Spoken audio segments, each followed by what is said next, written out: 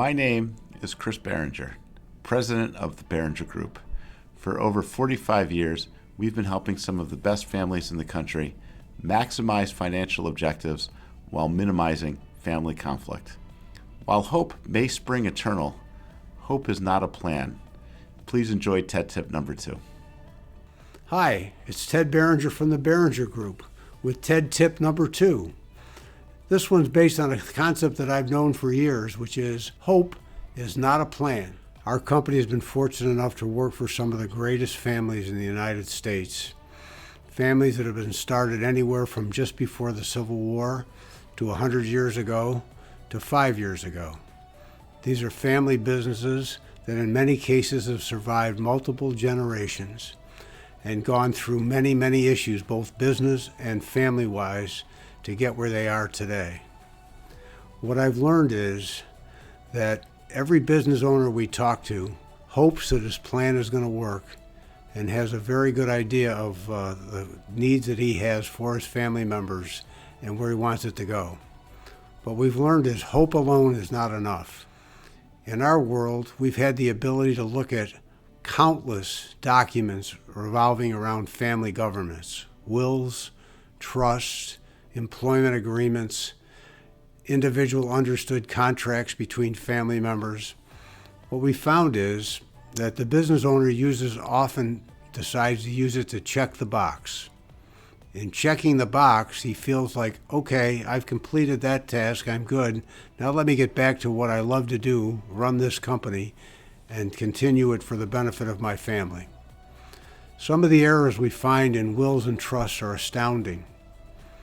Oftentimes the trustee is incorrect. Sometimes they have named a bank to be the trustee of assets that their son is designated to be the person that should be running the business, not a bank who might turn around and sell it.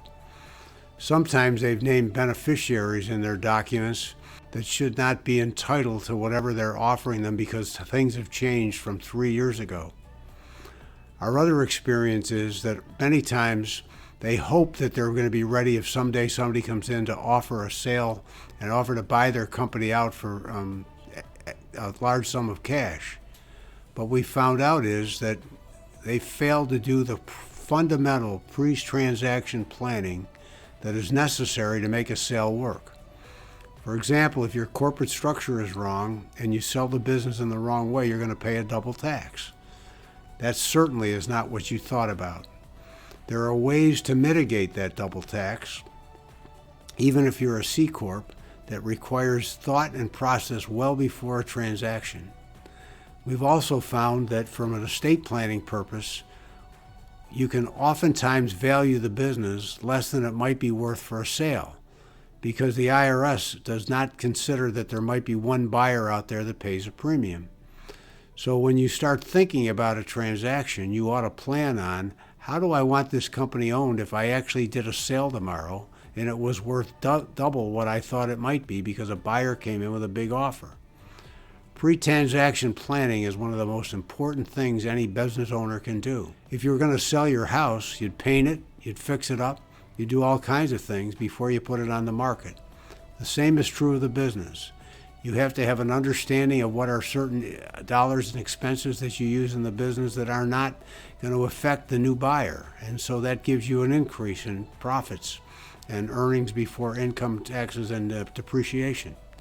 So our mind is, as a business owner, there's very few things more important than strategic planning of the ongoing succession of your business. And just remember, hoping it's all going to work out because you've got good advisors, good attorneys, good accountants, is not a plan. You have to be familiar with the plan that you have. You have to engineer it. You have to tell the advisors what you want and how it should work. Have a great day. I hope you enjoyed that as much as I did. TED Tips are my favorite days when we film. While hope is not a plan, no plan is a plan. It just happens to be a really poor one. We would encourage all of you to begin the process. As always, thank you so much for watching.